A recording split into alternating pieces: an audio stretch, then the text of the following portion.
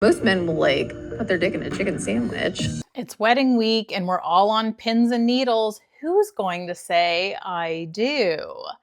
Well, I decided that I would take one for the team and I would go back over the entire season to take a look at our 5 remaining couples right from the moment they first met in the pods. Hello? Hi. Hey, how's it going? Knowing where they are at now and going back and looking from the beginning brought a fresh perspective. I definitely picked up a few little nuggets along the way that I didn't notice the first time. And some of them are quite interesting. I'd say some of them were clear predictors of exactly what was to come. So I'm re-spilling all of the tea while I sip my wine.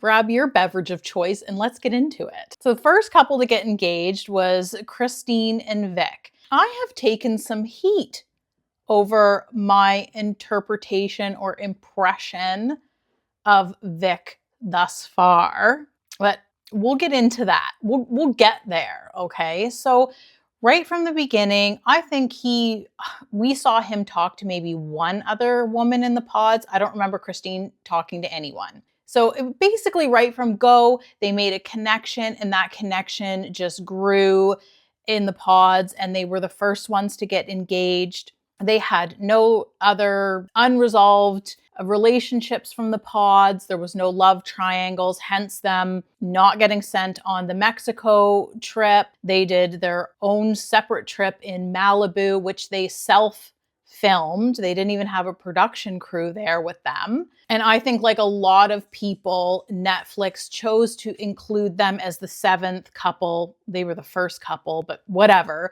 because they were a sure thing. And the track record has not been great in the last few seasons. Last season, no one got married. Very few couples. There was hardly even any weddings. So I think they were making sure they were able to get at least one couple to the altar and hopefully at least one couple that said, I do. So looking back, I do note that Vic's overall demeanor, to me, this is all just my opinion, it changed. He was a little bit lighter, a little bit like he was less stoic, less sort of that almost eerily calm demeanor in the beginning. Now, is that because once him and Christine met, they began to bond and form a connection? It created a sense of calm over both of them. That's quite possible. And it's also possible that that switch is something that subconsciously I picked up on. And it came across like a red flag to me. I'm still unsure about him. It didn't help that we didn't get to see them interact with other couples on the Mexico trip. They self-filmed, so we didn't really get to see any sort of candid footage of them. When they got back to Ohio, I felt like a lot of their scenes were very staged. Not their fault. We know that production manipulates the conversation that occurs and they pick and choose which scenes they want to show. I think also the fact that we didn't get the opportunity to see Vic with his family, to get to meet his family, to see him interact with his family.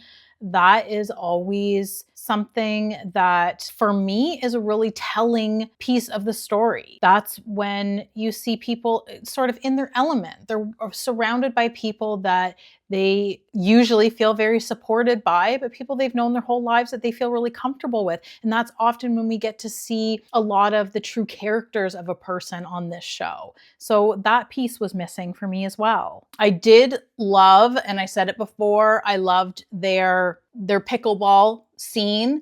That felt very authentic to me, and I enjoyed seeing them do an activity like that as a couple. And I really loved their meeting of Christine's mom. I thought she was super sweet, and the whole scene there to me felt quite genuine. And I thought it was really funny when Christine's mom said like, and I think like he's hot.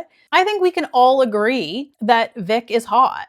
Okay. Well, I can agree, but that doesn't even matter to me. I think that part of what is happening, because I'll get to the heat that I've taken on my opinion of him. Part of what has happened is that it's the too good to be true theory, right? He does seem a little bit too good to be true. And I think that's a lot of what people are picking up on, because I've taken heat for my, I guess, negative opinion of him. I don't really have a negative opinion of him. I just feel like I'm picking up on something that I'm going to pay attention to.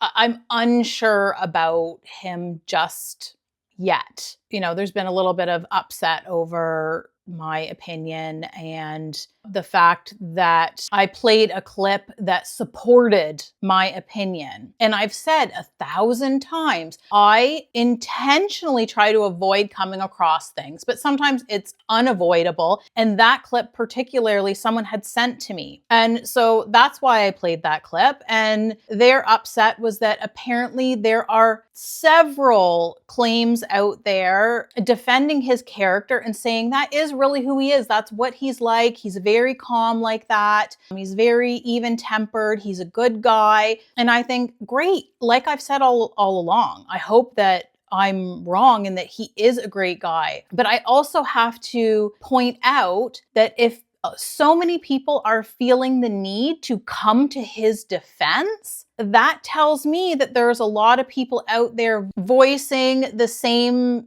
doubts about him. If it's causing so many people to come forward to defend his honor, right? And that doesn't mean that what anybody's doubts are, it doesn't mean any of that's true. It means that we're watching little snippets that production has edited and we're not getting to watch. It's not like I've watched his whole life, like I've known him from birth and I'm voicing this opinion. It's a freaking show. We're seeing little bits and pieces and we're saying based on this, like he is eerily calm. That's what people are picking up on. There's certain things. And so if people are defending him, then I'm certainly not the only one. It's not just me and Northwest Nick that have these doubts about him or are kind of picking up on something, that it can just be because of how things are edited. So anyway, you know, I've said 100 times, I hope that I'm wrong. I've said that it could very much be projection. It could be that he reminds me of someone I've come across in my life that turned out to be a narcissist, or, you know, that did maybe the bait and switch, right? We've all had the bait and switch done on us. But I hope that they have a beautiful wedding, that they say I do, that they have a wonderful marriage, and that everything works out great for them. I always hope for the best, always. Second couple to get married, it was Amber and Jordan. And something I picked up on looking back that I hadn't really noted the first time that I watched was that Jordan did say in one of his interviews that when he was interviewing for the show and they asked him, what are some of your deal breakers? He said, someone with children. So I thought that was interesting. Is that a signal to us that he is settling, or is it a signal that his connection with Amber is so strong that he was like, you know what? I don't really think that it's a big deal that she has a child, or that it's not a deal breaker that she has a child. I've really fallen for her, and now it's kind of feels like a bonus. I would say that Jordan is what we refer to as the nice guy. And I don't say that in 100% a positive way.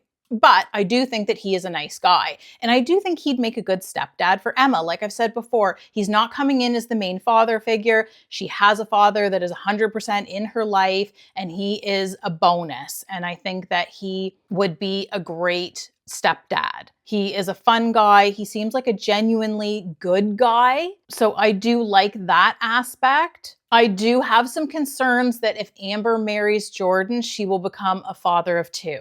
Again, this is just my opinion. They've led very different lives, understandably so. Having a child, it changes you. You grow up immediately, and he hasn't had to do that yet. That doesn't mean that he won't. But okay, so they get back to Ohio because their Mexico trip really goes off without any sort of issues.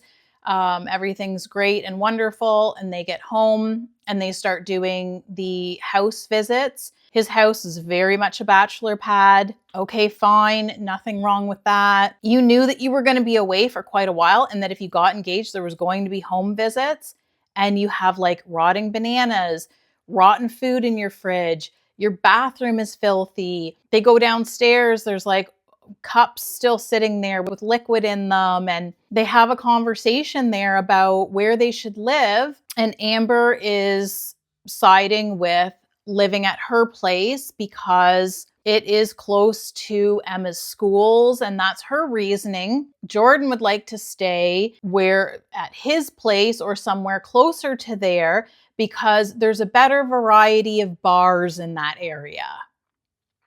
So the priorities are a little off, right? Like you can see the mismatch there. And I'm not saying that's necessarily a deal breaker, like they should throw in the towel because of that. But I'm not going to pretend that I don't see the potential for some pretty big issues down the road.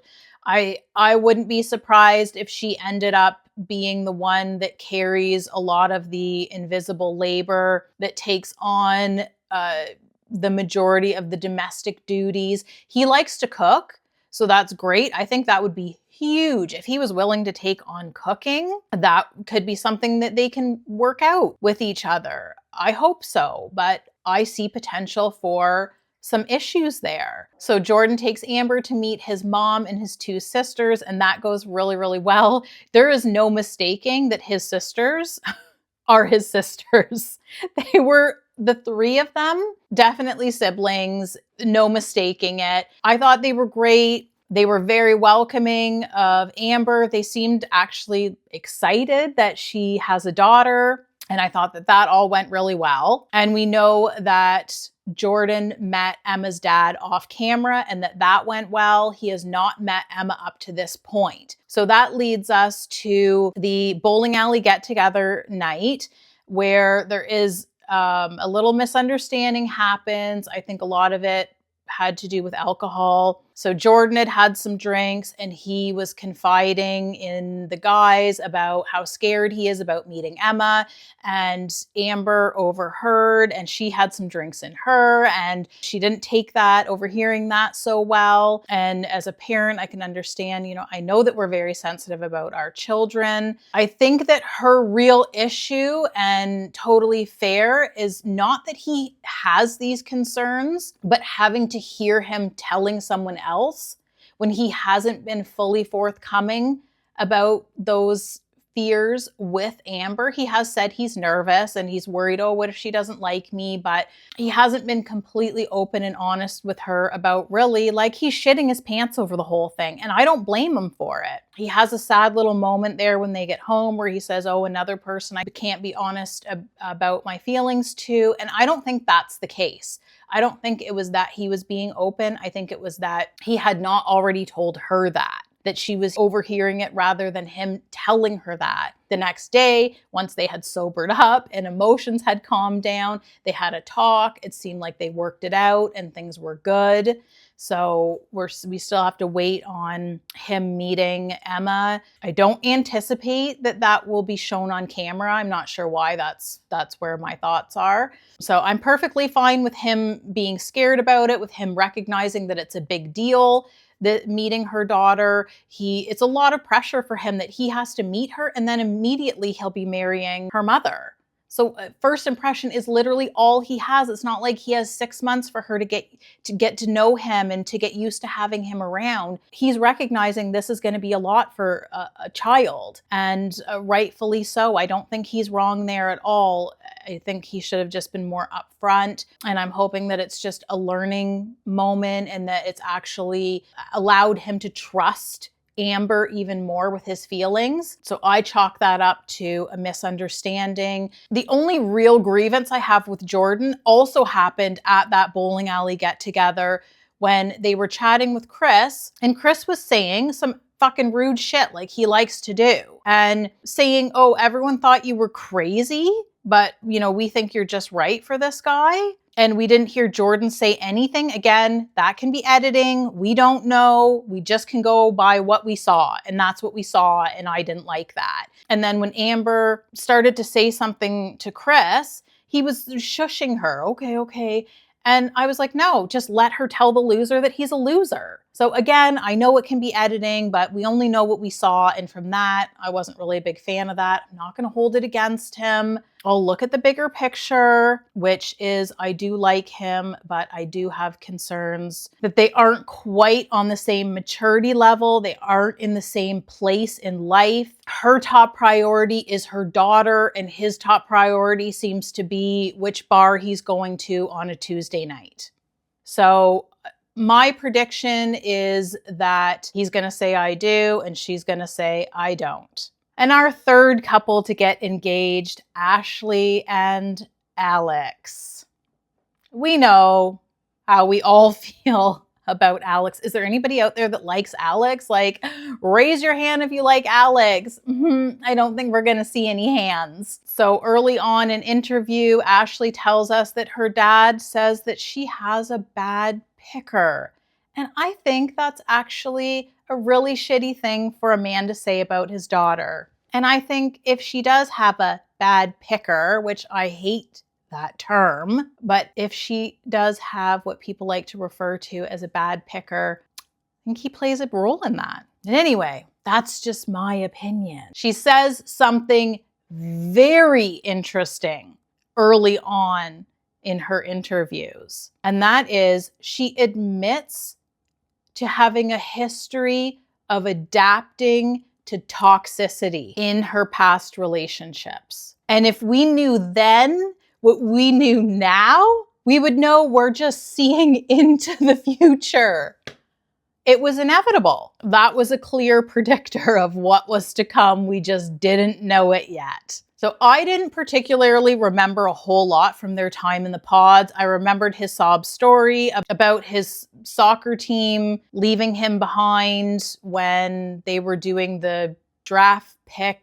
I'm not going to pretend to know really how any of that works. But I was aware of the fact that he was, for a blink of an eye, a pro soccer player. Did he ever actually play?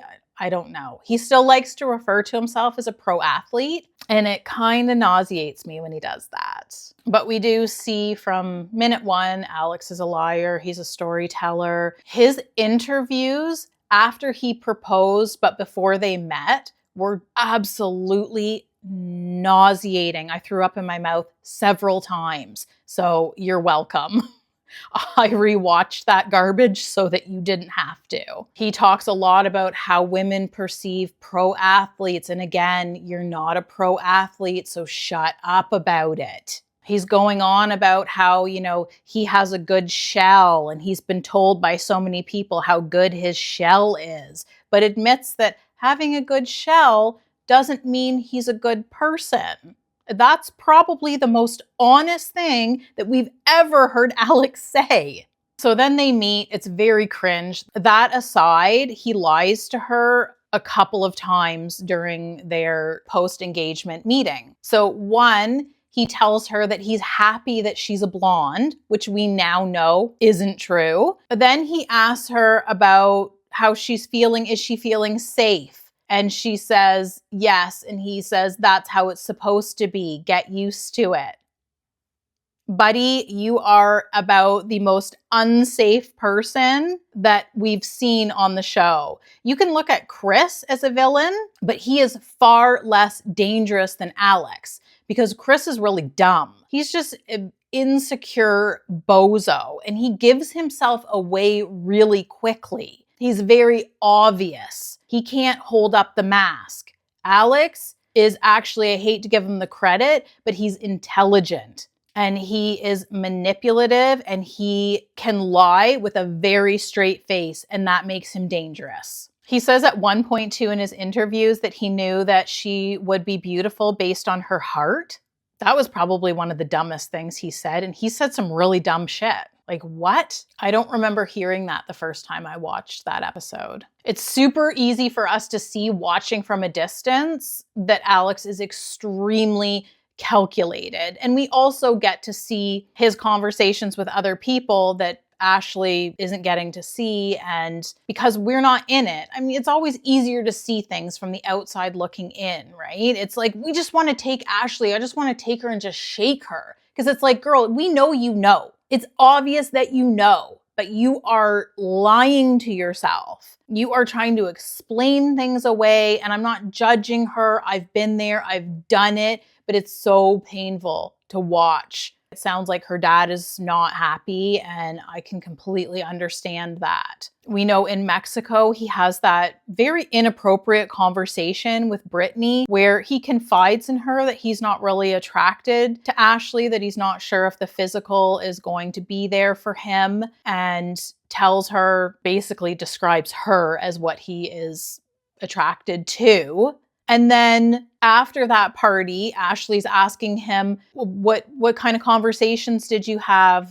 What's the gossip, right? What gossip did you get? And he casually going over some conversations and gets to his conversation with Brittany. And he starts getting very wordy the way that he does. And you can tell that he's a bit uncomfortable. He keeps stressing that he doesn't think that he said anything inappropriate, that, you know, he can come off as flirty, but he's pretty confident that he didn't say anything wrong. And then he uses a very classic manipulation tactic where he says, you know, I can give you a complete breakdown of the conversation if you want. And of course she says, no, it's fine. I don't need you to do that. And he knew that she was going to say that. It's just like when someone says to you, well, here, if you're so suspicious of me, here, you can look through my phone. Go ahead. If you want to invade my privacy, if you're that jealous that you need to do that, because I've got nothing to hide, here, go ahead. And then you go, no, it's okay, because now they've made you feel guilty. Now you don't want to admit that you don't trust them. And you start telling yourself, if they were willing to hand their phone over, they must not have anything to hide. But we know that's not true, because had you have said, yeah, okay, yeah, that would make me feel better to go through your phone, then they'd go, you know what?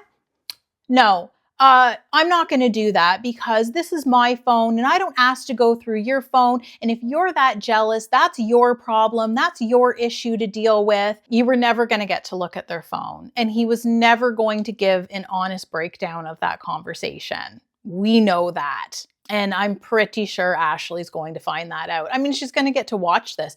Honestly, I'm more excited for this reunion than I have been for any reunion, because for them particularly, for her to have the opportunity, because she's not stupid. Right now, she is very deep in denial. She feels invested, and we have that urge to follow through. We have the urge to complete things that we've started. So I'm really interested to see her and a couple of others as well at the reunion. I'm not usually all that excited for the reunions.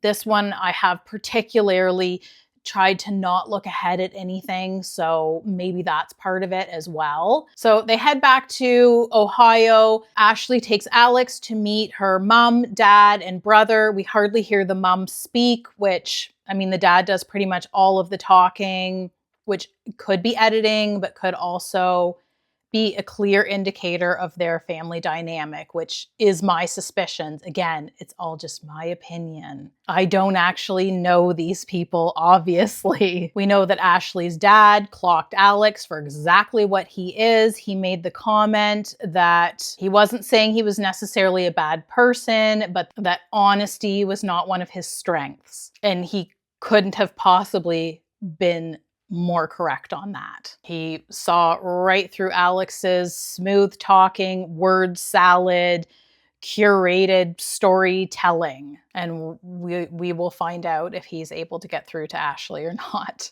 But we'll get to another part of that in a minute. I want to talk about quickly the kitchen conversation. We all know what went down there. To me, that was undeniably, again, my opinion, showed him to be abusive. He will be emotionally abusive if that relationship continues. If this is how he is speaking to you now, when they're 2 weeks into their relationship, it only gets worse. This is the best. This is him at his best right now. And his best is scary. It's very obvious from that kitchen conversation that based on the way that he is speaking to her, their future is not bright. So then they go to meet Alex's mom, where Alex jumps at the opportunity to bring up the fucking water bottles. Like, honestly, if that is his biggest complaint throughout this whole thing, is that he put some water bottles in the fridge and he thought he had done a really good job and he wanted lots of praise. But then she went in there and she moved those water bottles around and his ego just couldn't handle it. Like, stop it. I never want to hear about it ever again, and I have a feeling we're going to hear about it. What other defense will he have when it comes to the reunion, other than her rearranging some water bottles? And then Alex's mom telling her, like, well, you have to let him be him. Thanks for your piece of wisdom, sweetie. Like, ugh. And I think I'm being critical because then Alex stepped away and his mom took that opportunity to bash all of his exes.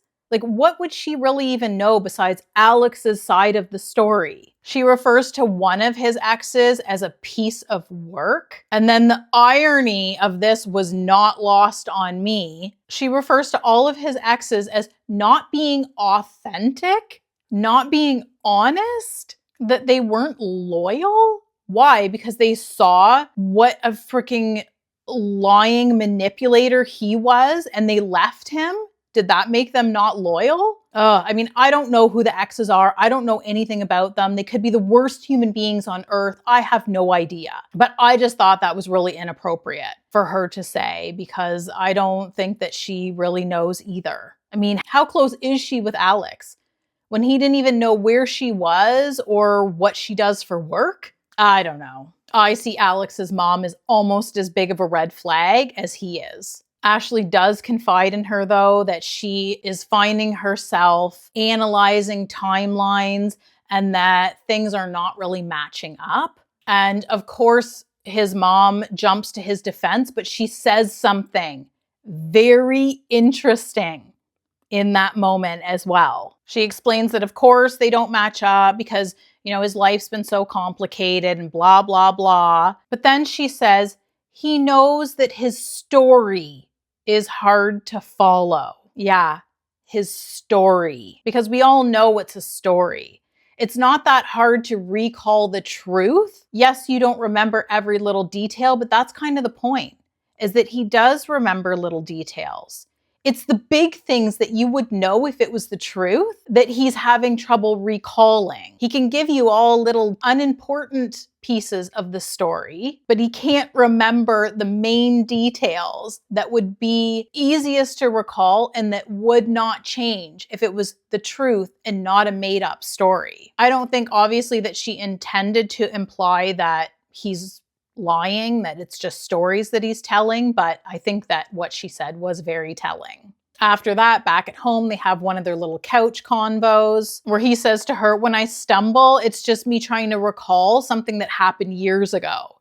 No, you're trying to remember which lie you told. It was another painful conversation to watch because it's very clear that Ashley is having doubts, that she doesn't really believe what he's saying, but she's trying to convince herself that he's being honest when really, deep down, she knows that he's not. She sees the holes in all of his stories and her body is picking up on all of the inconsistency that's happening. She's well aware that things just do not add up with this guy. They have another super interesting conversation at the bowling alley get-together where Ashley's friend from the pods is involved and Alex knows her from the past as well.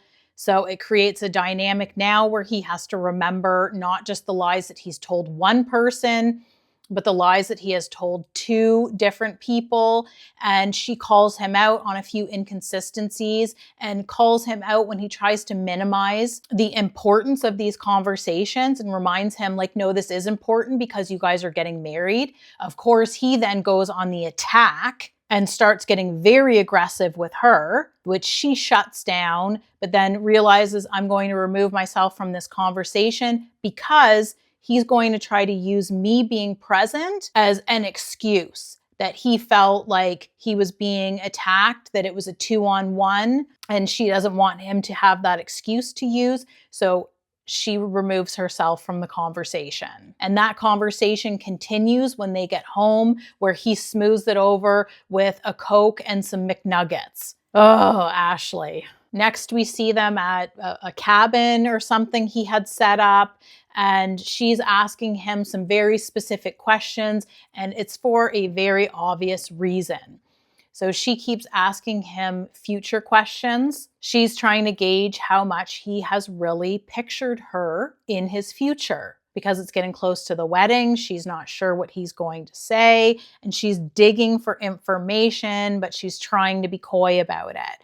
Well, how do you picture us spending our first Christmas together? And how do you want to celebrate your first birthday that we're married for? And he gives her nothing. He answers all very benign answers. He doesn't say anything. For a guy that makes up stories and lies constantly, in that situation, he couldn't say that, I picture us spending Christmas in Aspen or whatever freaking story he wants to make up. I thought, is he starting to check out? I hope so. I hope he does check out, because I have been fearful that she's going to say I do, but she says something about her friends asking her at the wedding dress try on what she thinks her dad will think of her in her dress.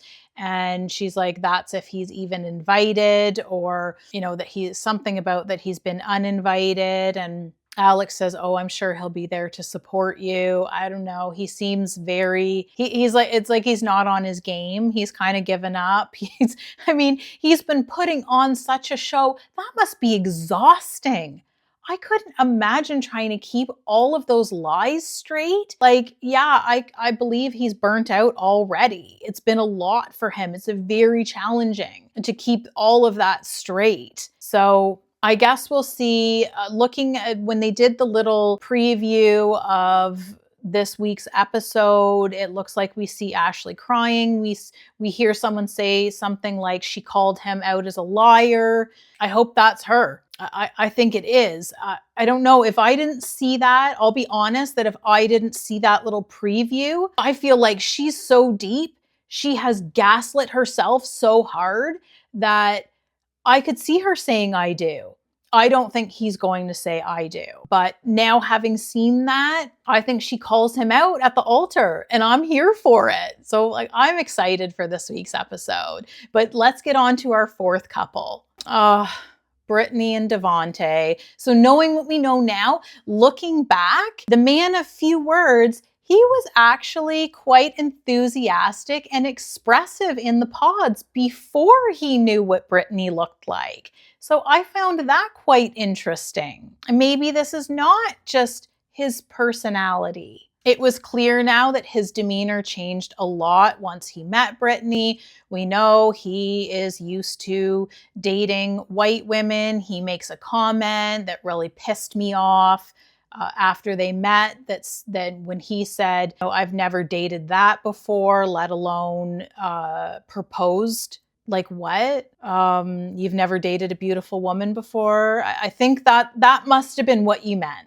Okay, that had to have been what you were saying. We know that pissed me off. There was a point in Mexico, they're sitting on the beach, and she says, your eyes look really pretty. And he goes, thanks, you're glowing. It was so weird. He could not compliment her to save his freaking life.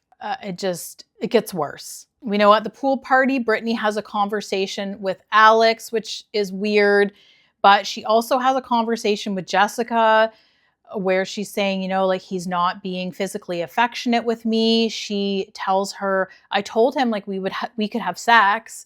And she said in her interview too, I told him we can have sex. If that's what you need to feel connected, then, fine, we can have sex, which I thought was very unromantic. That wouldn't have worked for me. Just that whole thing was icky. It was very, very icky. That is not a good reason to have sex with someone. Have sex with them if you want to. You're adults, you're engaged, go ahead. but she made it out. She was celibate and she wasn't wanting to jump into that. And then she flipped and then was saying, oh, if you need this to feel connected, then let's go ahead and do it. I think we know it doesn't work that way. That was never going to make him feel connected to her. He had already decided that she was not his physical type, and he was just slowly pulling away. After the pool party, they have a conversation on the patio, and he makes up a bunch of excuses about, it's just, I'm having a hard time. My grandfather just died, which is legitimate, but he was aware of that, and he chose to stay in the experiment. He chose to propose to Brittany, and he chose to go on the Mexico trip. So yes, no doubt he's having some feelings right now that his grandfather just passed away. His mother's father has just died. So that is a big deal. And I can certainly understand that he's having some feelings about it. But I really think that he was using that as an excuse. Brittany ends up walking away from that conversation. She's chatting with production. He comes out, asks her to talk. They have a chit chat where he gives her more excuses like, dude, you're a coward. Just tell her, like, I'm struggling. I do have a type and you're beautiful, but I'm having a hard time with this because I'm attracted to what I'm attracted to. But no, he can't do that because he's a coward and it's annoying. And she raises a very good point because he's using the excuse of his grandfather. And she's saying, well, you should be able to talk to me about that. It's never going to get easier than it is right now. They're in paradise. They are not intermingled in each other's lives yet. They're not working. They don't have any responsibilities where they are. It's easy street. It's never going to get easier than this. And she says, what about when we have children? Having kids, it rocks your world. How are we going to manage then when you can't even communicate with me about you're feeling withdrawn because you're grieving your grandfather right now? And I think that is all very legitimate. And she's recognizing that he's really not going to make a good partner. So they get back to Ohio. We see a little clip of them at the gym together, which I think that's just an amazing bonding exercise for any couple. How great is it to have a gym buddy that you're in love with? It sounds wonderful to me. Then Brittany takes Devonte to go meet her family, where they all gush over her ring, and he seems to make a great impression on them, and they're not suspicious at all. Devonte and Brittany's dad go and have a little one-on-one powwow, where I was quite pissed off that he sat there and lied to her father's face. But I guess he's in this deep. What's he going to do? For me, that was hard to watch. But then we see them have a little chat on the couch about, bills and finances. And I noticed at that point, because after the conversation, she gets up and leans over and she kisses him. He never kisses her. So she compliments him. He never compliments back. She is always the one to initiate any physical contact. We know that she's picking up on this because we see another conversation where she is, I think more so than anything, trying to convince herself. I felt sad watching that conversation where she was saying, it's just not your personality to compliment me. And I just have to, I just have to get used to that. And I'm going, no, you don't. You have to get away from him. Go and find someone who thinks that you're beautiful and is willing to tell you that. Because that's what she really wants. Physical touch is her number one love language. And it does seem to me like a close second would be words of affirmation, if you want to get all love language about it. But she likes the reassurance. She likes her partner telling her that she's beautiful, and there's nothing wrong with that, but it makes them incompatible. So rather than trying to adjust, it's settling. To me, she's settling, and I don't like that for her. Devonte even goes as far as to go to dance lessons for a freaking wedding that is not going to happen. Again, I don't look ahead, but sometimes I come across things. And if you don't want a little spoiler here, I'll put the time to forward ahead to. Okay. So I'll put it here, go ahead, click forward to this. If you're someone that looks, or maybe you've come across it, we see that Devonte, I guess, dated someone after the show and she has come forward. I haven't looked into it and I don't want to at this point, but it sounds like maybe there's some lawsuits going on. There's some NDAs have been broken.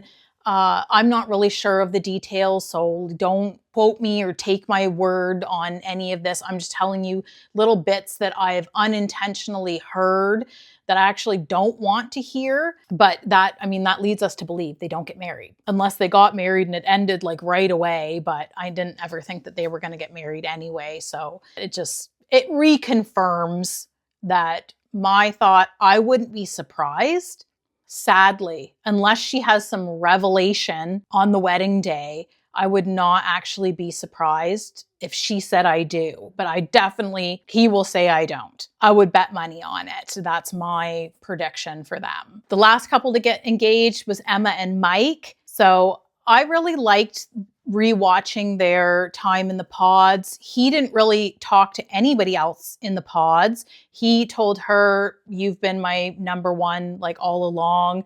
She had the 3 that she was chatting with. We know that she also had a connection with Connor, and there was other guy, don't even remember his name. He was weird. He said a few things that really rubbed her the wrong way, and she cut him off. And then, she got very upset about it, and I think it caused a little bit of insecurities with her. But I think she really found her place with Mike, and she began to feel very comfortable and safe opening up to him. Now we know that their biggest obstacle is the fact that he is dead set wants children, and she's very much on the fence. She has expressed that she's never really felt a pull towards motherhood. She mentions that she does not feel maternal. Now we know that she was adopted and that she was in an orphanage until 3 years old. I don't know what the situation was like for her, so I'm not making any sort of claims. This is just like speculation, guessing, my opinion.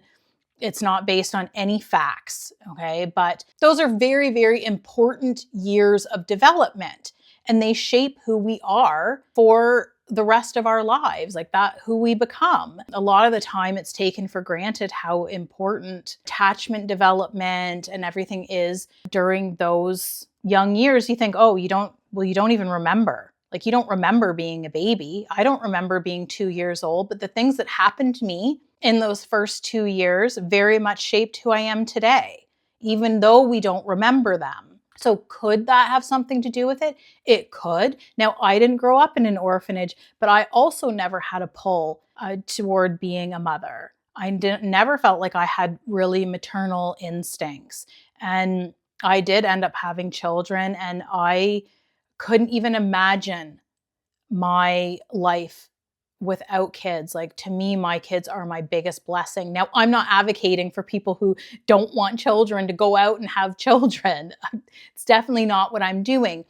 I'm just saying I'm so happy that I did. So I don't think that it was like a hard no for her. I do think she was leaning no about having children. Now that she has met someone, she's in love, she feels very safe with him, that could sway her. And I don't think that she is the type of personality that would end up resentful. And I know that's a concern of Mike's, and I feel like it's a legitimate concern.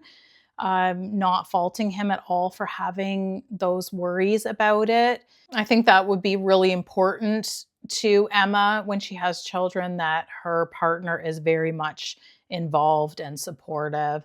And I think Mike will be. I have liked Mike all along. So Mike and Emma, they get engaged, they meet, everything goes wonderfully. They go to Mexico. The trip pretty much goes off without a hitch for them.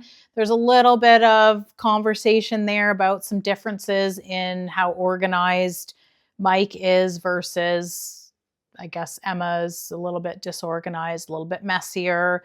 But it doesn't sound like it's any sort of deal breaker for any of them, but something that they recognize that they will have to compromise on. And that's really the only notable thing that I recall happening for them in Mexico. They get back to Ohio. You see them have a really deep heart-to-heart on some things that they obviously still need to figure out, with the wedding approaching in less than 3 weeks. And obviously, it's the conversation about having kids that is still unresolved. So they chat about that. And then they go to meet Mike's family. And I think that his mom would be a bit of a monster-in-law. And I can be completely wrong. She seems sweet, but I also think she's overbearing. Now, maybe I'm a little bit biased. I grew up in an Italian family, so that could be my own projection in there. Now, there has been talk that I have come across that people were upset that when she said that she was adopted and her adoptive family was white, that his parents said, "Oh, good." Well, I watched it back, and to me, that isn't how it played out. They asked if both of her parents were Asian, and she said, no, actually, I was adopted. And so to me, it just came off more that they were saying like, "Oh, good that you got adopted." I don't know, editing and whatnot, who knows what really happened there and in what order. Like, they can cut things, flip them, spin it on its freaking head. We have no idea. But listening back to it, it didn't come off that way to me. I didn't really like how his mom was kind of schooling her, like, on the difference between sauce and gravy. And it didn't feel like it was being done in like a lighthearted, like, "Oh, let's teach you a little bit about our culture." It didn't come off well for me personally, but who knows? People are on camera. It's awkward. Like, I don't know. I'll give them the benefit of the doubt, but I didn't love it. And I thought Emma handled it really, really well. That she was so, so gracious and told them, like, all of your questions are valid. I was aware you would have these questions. There are things that we are talking about. We're not brushing this under the rug. We're not going to jump into getting married because I know that he wants children and I know that I'm unsure and that this is a big deal. So kudos to her for that. Emma did open up to them as well about her medical history and why she has some concerns about that. I'm not sure, and I haven't looked into her case specifically, so I don't know exactly what it is. Just based on what she has shared, I think that she has what's called like congenital nevi, and I don't see a link that there's any proof that this is something that is hereditary, but I think it's just probably highlighting for her the fact that she doesn't know her medical history. So that's coming into play in her thoughts as well about having children. And it does come into the mind of many who have been adopted that don't know their medical history. There's probably some testing and things that can be done. I don't know. I'm obviously not a doctor. It's just all speculation, in my opinion. Mike's mom does ask her, "Do you like to cook?" And I just don't know any Italian mother that doesn't ask that of a potential daughter-in-law. Mike handled it very well, keeping emotions in check. He wasn't aggressive or anything, but he did remind them several times, have an open mind when it started to get a little bit escalated. I thought he was quite good at bringing the energy down. So then they go and they meet Emma's family, her parents and her sisters, where the main topic of conversation again is children, which I spoke earlier about some of my speculations as to why she doesn't feel this maternal pull. But again, like I said, I didn't either, and I'm not adopted, so it could have absolutely nothing to do with that. Just making conversation here. It felt like she has a really great relationship with her family and that they are very supportive of her and her decisions. And we've seen part of their wedding already. So we already know that Emma has said, "I do." And I hope actually that Mike says I do, because I have to assume, and again, it's just an assumption, that if she's saying I do, she has resolved in her mind that she is open. She will have children with him, or at least adopt a child with him. So I'm hoping that he says yes, but I don't think he's going to say I do. That's just my feeling, and that one I really hope to be wrong. So we only have 2 days left. We're going to find out. Well, not even, it's less than 2 days now, and we're going to find it all out. And I'm excited to come back and talk about, like, now it's out there. I can't deny it. So let me know in the comments, what do you think? Who do you think is going to say I do? And please don't forget to like and subscribe. And we'll see you later this week to talk about the weddings.